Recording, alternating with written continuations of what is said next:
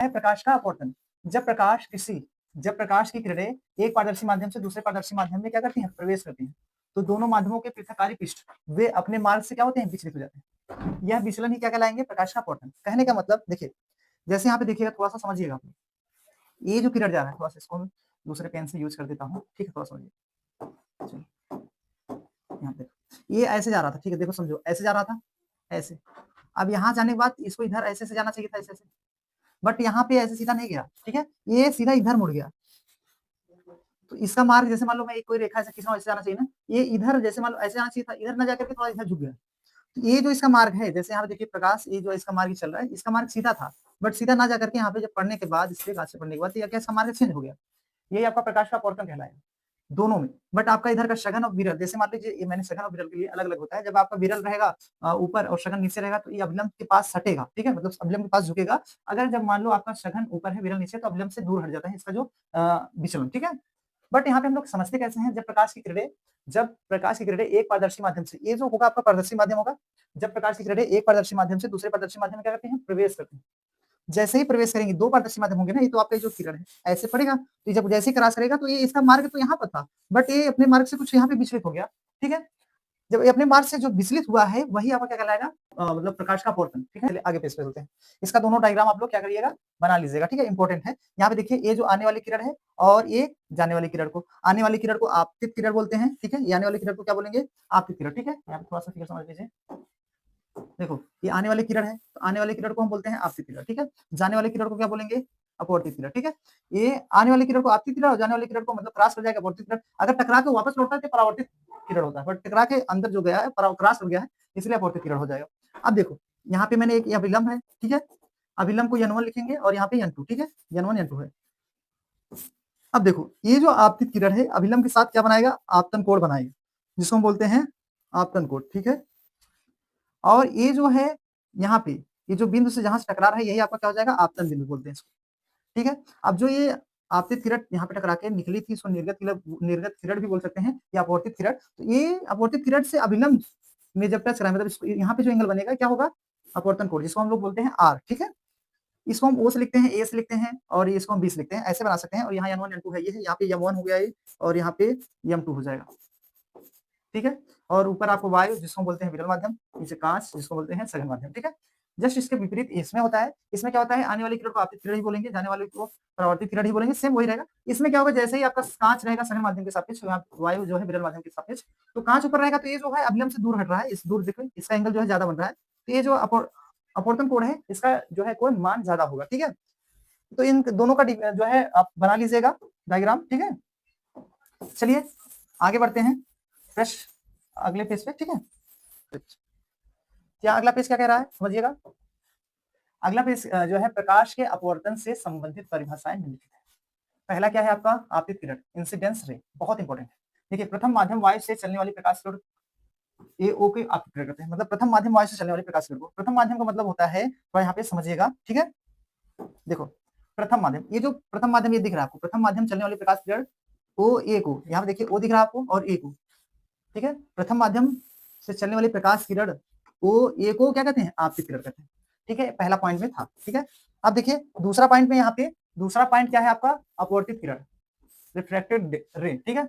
अब यहाँ पे देखिए द्वितीय माध्यम कांच से, या कांच में, द्वितीय माध्यम कांच में चलने वाली प्रकाश किरण AB को हम लोग अपवर्तित किरण कहते हैं, ठीक है, AB को अपवर्तित किरण कहते हैं द्वितीय माध्यम से। अब भैया द्वितीय माध्यम क्या होता है, देखो यहाँ पे मैंने क्या बताया, ये द्वितीय माध्यम आपको दिख रहा होगा, ठीक है, क्या दिख रहा है, द्वितीय माध्यम। देखो यहाँ पे ये द्वितीय माध्यम है, ये प्रथम माध्यम होगा और ये द्वितीय माध्यम होगा दूसरा, ठीक है। यहाँ पे देखिए द्वितीय माध्यम से चलने वाली प्रकाश किरण को, द्वितीय माध्यम से चलने वाली प्रकाश किरण को क्या कहते हैं, अपवर्तित किरण बोलते हैं, अपवर्तित किरण, जिसको हम बोलते हैं AB, ठीक है। यहाँ चित्र में देख सकते हैं, द्वितीय माध्यम से चलने वाली प्रकाश किरण को क्या कहते हैं, AB कहते हैं, ठीक है।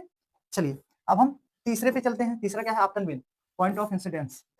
अब देखिए इंपॉर्टेंट ये भी है, आपतित किरण पृथककारी पृष्ठ के जिस बिंदु पर मिलती है, उस बिंदु को हम लोग क्या कहते हैं, आपतन बिंदु A बोलते हैं।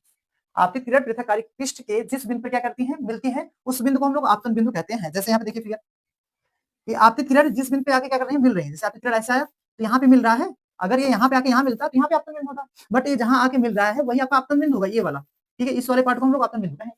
आपतित किरण जिस बिंदु पे आके मिलती है, उस बिंदु को आपतन बिंदु कहते हैं। ये आपका पॉइंट कितना था, यहाँ पे देख लीजिए, तीसरा, ठीक है। आई होप आपको समझ में आ गया होगा। आपतित किरण पृथककारी पृष्ठ के जिस बिंदु पर क्या करते हैं, गिरती हैं, इसमें गिरती दिया है, मिलती है, एक ही हुआ ना, उस बिंदु को हम लोग क्या कहते हैं, आपतन बिंदु कहते हैं, जिसको हम लोग ए से नोट करेंगे, ठीक है, क्योंकि आपतन बिंदु क्या है आपका, ए है, यहाँ पे देख सकते हैं, यहाँ पे ए लिखा हुआ, ठीक है। चलिए अब आ जाइए चौथा, अभिलंब, जिसको नॉर्मल बोलते हैं। अभिलंब क्या होता है, आपतन बिंदु पर पृथककारी पृष्ठ के लंबवत रेखा, आपतन बिंदु पर पृथककारी पृष्ठ के लंबवत रेखा n1 a n2 को अभिलंब कहते हैं, ठीक है। आपतन बिंदु के पृथककारी पृष्ठ के लंबवत, देखो जैसे यहाँ पे फिगर देखो, चलो देखो, आपतन बिंदु यहाँ पे दिख रहा होगा आपको, आपतन बिंदु, ठीक है, थोड़ा सा इसको मैं हेज कर देता हूँ, देखो देखो, आपतन बिंदु ये यहाँ पे है, आपतन, आपतन बिंदु के पृथककारी पृष्ठ के लंबवत, ये लंबवत होगा ऐसे, आपतन बिंदु के पृथककारी पृष्ठ के ये लंबवत है, आपतन बिंदु के पृथककारी पृष्ठ के लंबवत रेखा को हम लोग n1 और a n2 को क्या कहते हैं, अभिलंब कहते हैं, ठीक है। आपतन बिंदु के पृथककारी पृष्ठ मतलब ऊपर वाला पृष्ठ मान सकते हो, पृथककारी पृष्ठ मतलब ऊपर से जो होगा पृष्ठ वही क्या होगा, पृथककारी पृष्ठ होगा। तो आपतन बिंदु के पृथककारी पृष्ठ के लंबवत, ये भी होगा लंबवत, ये भी होगा, तो आपतन बिंदु के पृथककारी पृष्ठ, आपतन बिंदु ये वाला बिंदु होगा, आपतन बिंदु के पृथककारी पृष्ठ के लंबवत n1 a n2 को अभिलंब कहते हैं, ठीक है, समझा। चलिए ये आपका था चौथा। अब पांचवा क्या है, आपतन कोण, देख, ठीक है, इंसिडेंस एंगल, ठीक है, क्या होता है, आपतित किरण व अभिलंब के बीच बना कोण क्या कहलाएगा, आपतन कोण कहलाता है। इसे हम लोग क्या लिखते हैं, आई से प्रदर्शित करते हैं, ठीक है। इसका देखिए यहाँ पे कोण दिया है OAN 1 बराबर ID। अब यहाँ पे थोड़ा समझ लीजिए, ये क्या दिख रहा है आपका, आपतित किरण दिख रहा है, आपतित किरण व अभिलंब के बीच में कोण बन रहा है, थोड़ा समझिएगा, गौर से समझिए, बहुत इंपॉर्टेंट है, क्वेश्चन लगाने में आपको बहुत मजा आएगा जब इसको लगाएंगे, तो आप यहाँ पे इसको समझ लीजिए पहले, ठीक है। तो आपतित किरण और अभिलंब के बीच में जो कोण बनेगा क्या कहलाएगा, आपतन कोण कहलाएगा।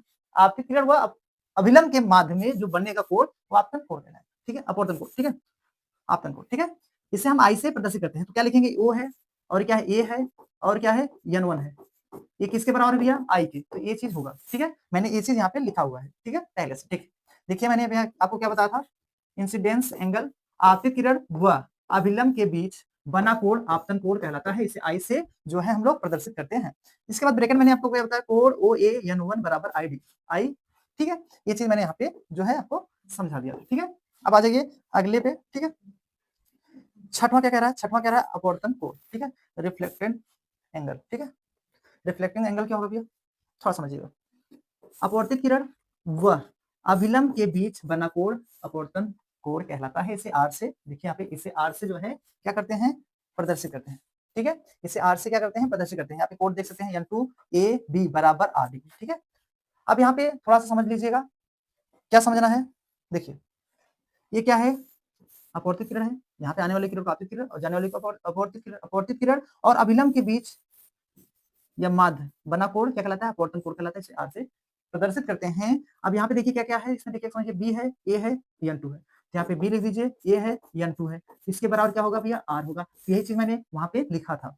अपवर्तित किरण व अभिलंब के बीच में जो बनेगा कोण ये क्या कहलाएगा, अपवर्तन कोण कहलाता है, ठीक है। ठीक है, तो दोस्तों आई होप आपको समझ में आ गया होगा, यहाँ पे देख लीजिए, समझ लीजिए आप लोग, ठीक है। यहाँ पे मैंने क्या बताया, अपवर्तन कोण, आपतित किरण व अभिलंब के बीच बना कोण क्या कहलाएगा, अपवर्तन कोण कहलाता है, इसे स्मॉल आर से प्रदर्शित करते हैं। यहाँ पे मैंने कोण n2 an मतलब n2 ab, जैसे n2 यहाँ पे देखिए ऐसे भी कोई दिक्कत नहीं, n2 यहाँ पे n2 दिख रहा है, a और b कोई दिक्कत नहीं, आगे पीछे लिख सकते हो, मैंने यहाँ पे जैसे n2 लिखा, a b बराबर क्या r होगा, इससे कोई मतलब आप लिख सकते हो, दोनों एंगल लिख सकते हो, ठीक है। चलिए तो मैंने अगला क्या बताने वाले हैं, ठीक है। और यहाँ पे थोड़ा सा इसमें भी देख लीजिएगा, प्रकाश अपवर्तन में जो है आपतन कोण का मान अपवर्तन कोण के बराबर होता नहीं है, परावर्तन में होता था, ठीक है। परावर्तन में क्या होता था, रिफ्लेक्शन ऑफ लाइट में, परावर्तन में आपतन कोण और अपवर्तन कोण आर जो है मान बराबर होता था, बट इसमें नहीं होगा, ये बहुत इंपॉर्टेंट है, इसको समझ लीजिए आप लोग। ये जो होगा प्रकाश अपवर्तन में आपतन कोण आई का मान अपवर्तन कोण आर के मान बराबर नहीं होगा, उसमें होता था, उसमें मैंने क्या बताया था, कोण आई बराबर जो बताया था कोण आर, बट इसमें नहीं होगा, ठीक है, उसमें तो बताया था बट इसमें नहीं होगा, इतना जानते रहिए, ठीक है। चलिए चलिए आपके अगले पेज जो है बता देते हैं, इसमें कोण आई बराबर जो कोण आर है ये नहीं होगा, ठीक है, जानते रहिए, यहाँ पे मैंने बता दिया। चलिए अगला पेज क्या है आपका, क्या है अगला, छठवां था, अब सातवां क्या कह रहा है, सघन माध्यम, ठीक है। यदि आपतित किरण अपवर्तित किरण के सापेक्ष अभिलंब की ओर क्या करता है, झुक जा रहा है, मतलब इधर झुक जा रहा है, इसका मार्ग ऐसे चलने वाला था बट ये ऐसे इधर हो गया, तो अभिलंब की ओर झुक जाता है, तो दूसरे माध्यम को पहले माध्यम के सापेक्ष सघन माध्यम कहते हैं, ठीक है। चलिए ये आपको खत्म, अगले पेज चलते हैं, देखिए यहाँ पे वो था आपका, देखिए यहाँ पे ये था 7वां, अब 8वां हम पढ़ेंगे, ठीक है। 8वां क्या है? विरल माध्यम, ठीक है। विरल माध्यम क्या होता है? यदि अपवर्तित किरण आपतित किरण के सापेक्ष अभिलंब से दूर हट जाता है तो दूसरे माध्यम को पहले माध्यम के सापेक्ष विरल माध्यम कहते हैं। देखो, यदि मैंने क्या बताया, यदि आपतित किरण अपवर्तित किरण के सापेक्ष, ठीक है। ये तो पहला वाला फिगर था जिसमें मैंने बताया सघन माध्यम, विरल माध्यम इसमें बता देता हूँ यहाँ पे, ठीक है। यदि आपतित किरण, ठीक है, अपवर्तित किरण के सापेक्ष अभिलंब से दूर भाग रहा है, इसका मार्ग तो यहाँ पे ऐसे था, जैसे इसका मार्ग सीधा था, बट सीधा ना जाकर क्या कर रहा है, इसके उधर भाग रहा है, मतलब ऐसे आकर के इधर जा रहा है। यदि आपतित किरण अपवर्तित किरण के सापेक्ष अभिलंब से क्या कर रहा है, दूर भाग रहा है, दूर भागेगा तो दूसरे माध्यम को पहले माध्यम के सापेक्ष विरल माध्यम कहते हैं, ठीक है बन, यहाँ पे लिखा भी हूँ, क्या कहते हैं, विरल माध्यम कहते हैं, ठीक है। इसको आप लोग नोट कर लीजिएगा, ठीक है, और फिगर इसका बना लीजिएगा, ठीक है ना, समझ में आया? आप लोग कमेंट करके बता दीजिएगा, मैं अभी देख भी दे रहा हूँ, ठीक है। तो आप लोग कमेंट, चलिए अगले पेज पे चलते हैं। अगला आपके क्या है, मोस्ट इंपोर्टेंट है, ठीक है, अपवर्तन के कारण, बहुत इंपोर्टेंट है, वेरी वेरी इंपोर्टेंट है, ठीक है। अपवर्तन के कारण, अपवर्तन के कारण होता क्या है दोस्तों? बहुत लोग कहते हैं अपवर्तन का कारण ये होता है, वो होता है, आज हम समझने वाले हैं इसको, ठीक है, बहुत अच्छे से। अपवर्तन का कारण क्या होता है, यहाँ पे देखिए, अपवर्तन का कारण प्रकाश की चाल विभिन्न माध्यमों में भिन्न भिन्न होना ही अपवर्तन का कारण है।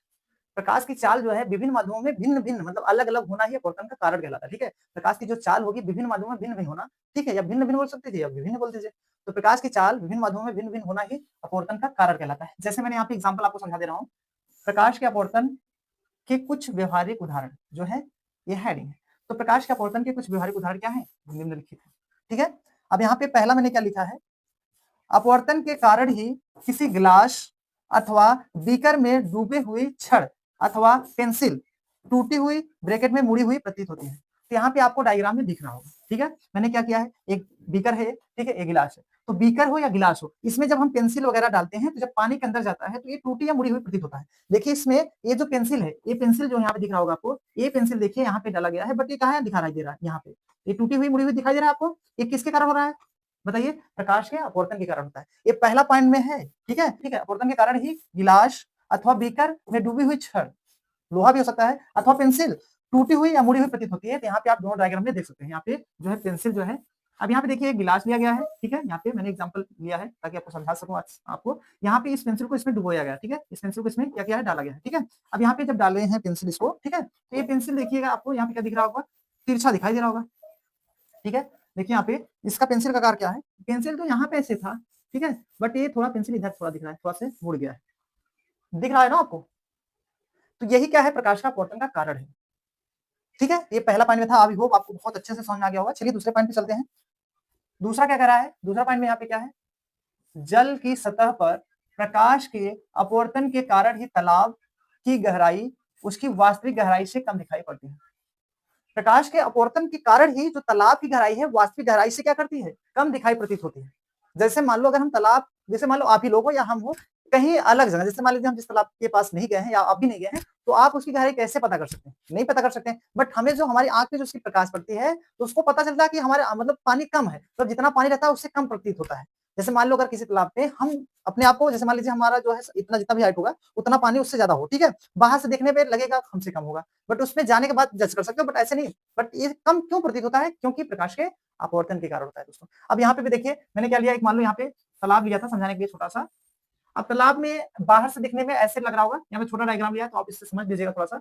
ये जो तालाब है छोटा सा मैंने लिया है, अब इसको जब बाहर से हम मान लो कोई यहाँ पे मनुष्य हम ही बैठ देखेंगे यहाँ पे बाहर से, जिसकी रोशनी, जैसे मान लो इसकी जो यहाँ पे पानी वगैरह पानी है वो बाहर से देखने पे पानी कम दिखाई देगा कि ऐसा लगता है कम है, बट हो सकता है अगर हम इसके अंदर जाएं तो इसमें डूब भी सकते हैं, क्योंकि तालाब की गहराई जो है वास्तविक गहराई से कम दिखाई देती है। ये क्यों होता है, क्योंकि प्रकाश के अपवर्तन के कारण होता है, ठीक है।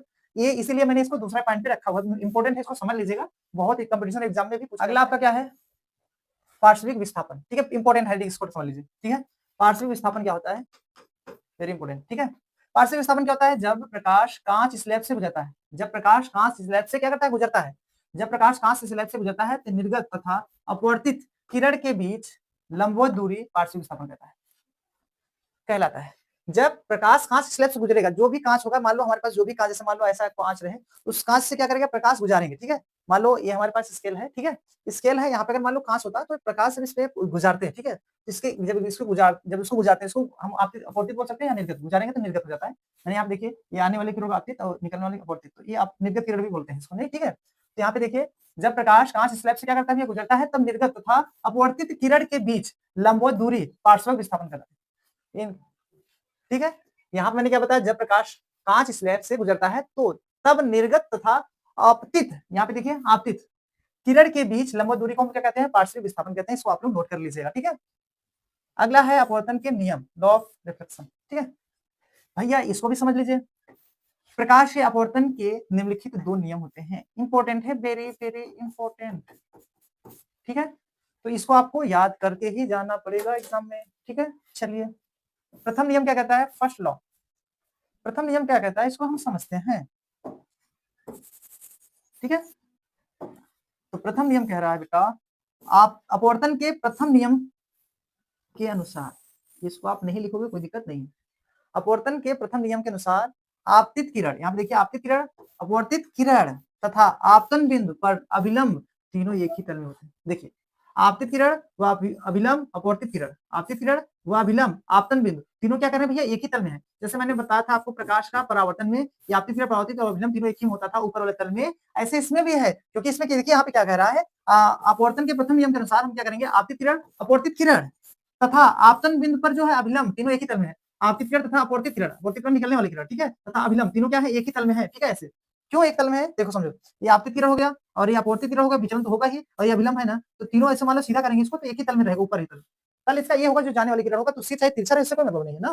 तो मैंने क्या बताया, प्रथम नियम क्या होता है भैया, आपतित किरण, अपवर्तित किरण तथा आपतन बिंदु पर अभिलंब तीनों एक ही तल में होता है। इसको नोट कर लीजिएगा। चलिए द्वितीय नियम, सेकंड लॉ क्या होता है भैया, इसको भी आप लोग नोट कर लीजिए। द्वितीय नियम के मतलब अपवर्तन के द्वितीय नियम के अनुसार, इसको नहीं लिखेंगे कोई दिक्कत नहीं, बट इसको समझना है। अपवर्तन के द्वितीय नियम के अनुसार देखो यहाँ समझना, किन्हीं दो माध्यमों के लिए आपतन कोण आई, किन्हीं दो माध्यमों के लिए आपतन कोण आई की जा, ठीक है, जा को हम साइन बोलते हैं, तथा अपवर्तन कोण आर की जा का अनुपात नियतांक होता है। किन्हीं दो माध्यमों के लिए आपतन कोण आई की जा तथा अपवर्तन कोण आर की जा के अनुपात नियतांक होता है। अनुपात का मतलब बटा समझ सकते हो। देखो मैंने यहाँ पे बताया, जैसे अर्थात देखिए यहाँ पे थोड़ा सा इसको हम आपको समझा देते हैं। यहाँ पे थोड़ा सा देखिए, जैसे यहाँ पे साइन आई बटे साइन आर, ये किसके बराबर होगा, एन के बराबर। ये आपका फार्मूला है। तो मैंने क्या बताया, किन्हीं दो माध्यमों के लिए, एक माध्यम दो माध्यम हो गया, ये इसको प्रथम माध्यम, इसको द्वितीय माध्यम कहते हैं। यहाँ पे प्रथम माध्यम हो गया और ये द्वितीय माध्यम हो गया। तो किन्हीं दो माध्यमों के लिए आपतन कोण आई, ये आई है, अपवर्तन कोण आर, आर के अनुपात को नियतांक कहते हैं, ऐसे बना सकते हो। बट इसमें मैंने डिफरेंस थोड़ा अलग लिखा है। किन्हीं दो माध्यमों के लिए आपतन कोण आई की जा तथा अपवर्तन कोण आर की जा के अनुपात को हम लोग क्या कहते हैं, नियतांक कहते हैं। ठीक है बाबू, चलो आगे बढ़ जाए, ये समझ गए हो। चलो देखिए, अर्थात मैंने क्या बताया है, साइन आई बटा साइन आर बराबर नियतांक। ठीक है, नियतांक क्या होता है भैया, और हाँ ये इंपॉर्टेंट है, कभी कभी एग्जाम में पूछ लेता है।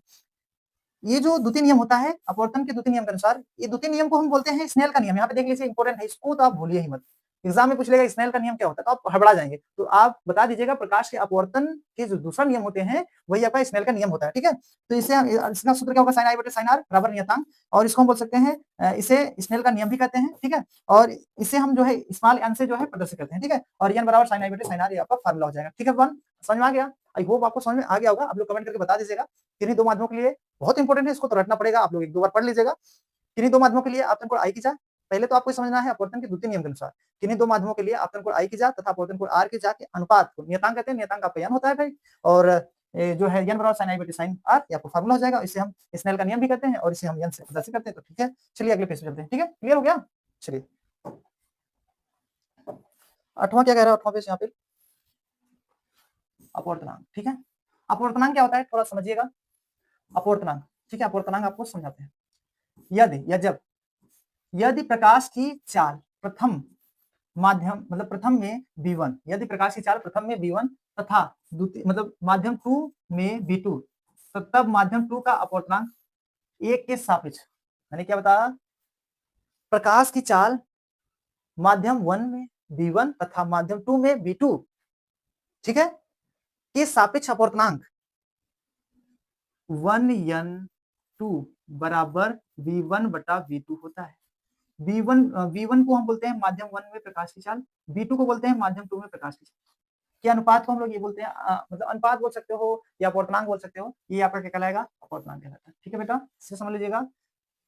जब प्रकाश की चाल प्रथम माध्यम में v1 तथा द्वितीय माध्यम में v2, माध्यम 2 का अपवर्तनांक एक के सापेक्ष अपवर्तनांक क्या होगा भैया, माध्यम 2 का अपवर्तनांक एक के सापेक्ष 1n2 बराबर v1/v2, ये आपका फार्मूला हो गया। और माध्यम 1 में प्रकाश चाल बटे माध्यम 2 में प्रकाश चाल, ठीक है। और इसका फार्मूला मैंने यहाँ पे नोट कर लिख रखा है, 1n2 बराबर n2 बटा n1 साइन आई बटा साइन आर, ठीक है। ये आपका फार्मूला, इसको नोट कर लीजिएगा, ठीक है बन। चलिए अगला क्या है आपका, अपवर्तनांक का प्रकाश की चाल में संबंध। अपवर्तनांक का मतलब n होता है, अपवर्तनांक का प्रकाश की चाल में क्या है, संबंध। तो बेटा यहाँ पे संबंध देखिए, n बराबर c, मतलब n बराबर c बटा vm, ठीक है, n बराबर c बटा m। देखिए c क्या होता है, प्रकाश की चाल, प्रकाश की चाल होता है, या निर्वात में प्रकाश चाल हो सकते हैं, वायु में प्रकाश की चाल। और मैंने बताया था आपको c बराबर जो है 3 × 10⁸ मीटर प्रति सेकंड, ये आपको प्रकाश की चाल बताया था। और 1 सेकंड में जो प्रकाश की चाल होता है 3 लाख होता है, ठीक है, 3 लाख किलोमीटर प्रति आवर्स। तो ये सब चीजें बताया था, आप तो प्रकाश की बोर्ड पहले लेसन में पढ़ सकते हैं, इसको मैंने बहुत सारी चीजें बताया था। तो पहले यहाँ पे जो अभी चल रहा है इसको देखिए, ये तो आपको जाके पिछले वीडियो में आप लोग देख सकते हैं, उसमें मैंने बताया था प्रॉपर्टीज ऑफ लाइट में, ठीक है, आप उसको जाके पढ़ लीजिएगा। उसमें बहुत सारा इंपॉर्टेंट हेडिंग था, रिफ्लेक्शन ऑफ लाइट था, प्रॉपर्टीज ऑफ लाइट था, टाइप्स ऑफ जो था पूरा चीजें, उसको पढ़ लीजिएगा। चलिए पहला लेसन था ये, तो मैं अभी चल तीसरा लेसन पढ़ा रहा हूँ, ठीक है। चलिए प्रकाश का पढ़ना, अपवर्तनांक का प्रकाश की चाल में संबंध, मतलब इसका, तो n बराबर c/v होता है, क्या होता है, n बराबर c/n बराबर c/ क्या होगा, vm, ठीक है। अभी n क्या है, मतलब c क्या है भैया, निर्वात अथवा वायु में प्रकाश चाल है, और vm क्या है, माध्यम में प्रकाश की चाल। वैसे तो वेग v होता है, m है, माध्यम के लिए लगा देते हैं, ठीक है। चलिए अगला हेडिंग आपको हम बताते हैं, ठीक है, प्रकाश किरणों की उत्क्रमणिकता, ठीक है। तो प्रकाश किरणों की उत्क्रमणिकता होता क्या है, ये आपका हेडिंग है, इसको हम मोस्ट इंपोर्टेंट बोलेंगे, ठीक है। मोस्ट इंपोर्टेंट इसके लिए क्योंकि आपको बहुत अच्छा है, एग्जाम में पूछा जाता है। तो हम क्या बताएंगे भैया, वायु के सापेक्ष माध्यम वन का जो है, माध्यम बोलो या ना बोलो, कांच बोल दो, क्या मतलब है, वायु के सापेक्ष कांच का अपवर्तनांक कामा कांच का सापेक्ष वायु का अपवर्तनांक का व्युत्क्रम होता है। मैंने क्या बताया भैया, वायु के सापेक्ष कांच का अपवर्तनांक, देखो समझना बहुत गहरा चीज है, वायु के सापेक्ष कांच का अपवर्तनांक, कांच के सापेक्ष वायु का अपवर्तनांक का व्युत्क्रम होता है। देखो व्युत्क्रम का मतलब होता है बटा, जैसे मान लो ए का व्युत्क्रम क्या होगा भैया, 1/a होगा, इसको बोलते हैं व्युत्क्रम। कोई भी संख्या, जैसे मान लो ए क्या है, पेन है, तो पेन का व्युत्क्रम क्या होगा, ए ऐसे होगा, समझ पा रहे हो ना, जैसे पेन अभी ऐसे सीधा मान लो है, तो इसका व्युत्क्रम क्या होगा, ए होगा, उल्टा होता है, ठीक है। तो यहाँ इसके बटे 1 होता है, तो एक ऊपर गया नीचे आ गया, तो ये व्युत्क्रम मतलब ए होता है, ठीक है। तो मैंने क्या बताया, समझिएगा, वायु के सापेक्ष कांच का अपवर्तनांक, कांच के सापेक्ष वायु का अपवर्तनांक का व्युत्क्रम होता है। यहाँ पे व्युत्क्रम मैंने बता दिया आपको, ठीक है, यू राइट, यस या नो। चलिए अच्छा आगे बढ़ते हैं, मैंने क्या बताया, ए एन जी बराबर 1/GN ए, भैया ए क्या है, एयर है, एन क्या है, अपवर्तनांक है, जी क्या है, ग्लास, इसका क्या होगा भैया, व्युत्क्रमानुपाती, जिसको हम बोलते हैं व्युत्क्रम। तो इसका व्युत्क्रम करेंगे उल्टा हो जाएगा, ग्लास के सापेक्ष वायु का अपवर्तनांक, ठीक है। तो मैंने बताया ए एन जी बराबर 1/GN ए, आपका फार्मूला हो जाएगा। वायु के सापेक्ष, वायु का मतलब होता है एयर, एयर मतलब होता है ए, ठीक है, ए का मतलब बहुत सारा चीज हो सकता है, एक्सेलरेशन भी हो सकता है, तो ऐसा ना समझिए एयर मतलब, इसमें थोड़ा समझिएगा। तो एक मतलब एयर होता है, जिसको बोल सकते हैं वायु, एन मतलब अपवर्तनांक, जिसको बोलते हैं अपवर्तनांक एन से लिखते हैं, जी का मतलब ग्लास होता है, ठीक है। और ये उल्टा हो गया, इसका व्युत्क्रम हो गया, ठीक है। आई होप ये क्लियर हो गया होगा। और ये रिलेशन जो है एक पेज और बता देते हैं, ये फॉर्मूला एग्जांपल पढ़ लीजिएगा इसको, ठीक है। यहाँ पे देखिए अगला पेज पे, तो मैंने क्या बताया, वायु के सापेक्ष कांच का अपवर्तनांक, इंपॉर्टेंट। तो वायु मतलब एन जी, ए मतलब वायु, एन मतलब अपवर्तनांक, जी मतलब ग्लास, बराबर क्या होगा भैया, वायु में प्रकाश की चाल, जिसको बोलते हैं सी, कांच में प्रकाश की चाल, जिसको बोलते हैं भैया बीसी, तो बराबर c/v। तो किसके बराबर होगा, देखो ये होगा ए एन जी बराबर c/v, ये मैंने अभी बताया, ठीक है। ये आपका फॉर्मूला होता है, कुछ एग्जांपल है जानते रहिए। इसी प्रकार हम लोग वायु के सापेक्ष जल का अपवर्तनांक निकालेंगे। तो वायु मतलब एयर, एन मतलब अपवर्तनांक, डब्ल्यू मतलब वाटर, वाटर तो जानते होंगे जल। तो इसका क्या होगा, वायु में प्रकाश की चाल, जिसको सी बोलते हैं, जल में प्रकाश की चाल, जिसको बोलते हैं वी डब्ल्यू, ठीक है भैया, C/V/W। तो इसका मतलब क्या हो जाएगा, किसके सापेक्ष है, AN/W, मतलब वायु के सापेक्ष जल, जल, ठीक है, AN/W, एक मतलब वायु, एन मतलब अपवर्तनांक, जी मतलब डब्ल्यू, जिसको बोलते हैं वाटर, के बराबर चाल बटे चाल, हमें चाल ही माध्यम दिया हो किसी लिए, तो मैंने सभी बता दिया। यहाँ जल में प्रकाश की चाल के लिए है, और ये है वायु में प्रकाश के लिए, ठीक है, ये आपका फॉर्मूला हो जाएगा। अगर मान लो हम समीकरण इसको 1 मान लें और इसको 2 मान लें, तो बेटा क्या हो जाएगा, समीकरण 1 व 2 से हम लोग क्या करेंगे, भाग देंगे, तो आपका फार्मूला बन जाएगा। अब क्या क्या फार्मूला बन जाएगा, ANW बटा ANG बराबर BG बटा BW बराबर GNW। तो ये आपका इंपॉर्टेंट है, ठीक है, ये आपका नोट कर लेना है। तो इसी के साथ इस चैप्टर जो है वन शॉट जो चैप्टर था समाप्त।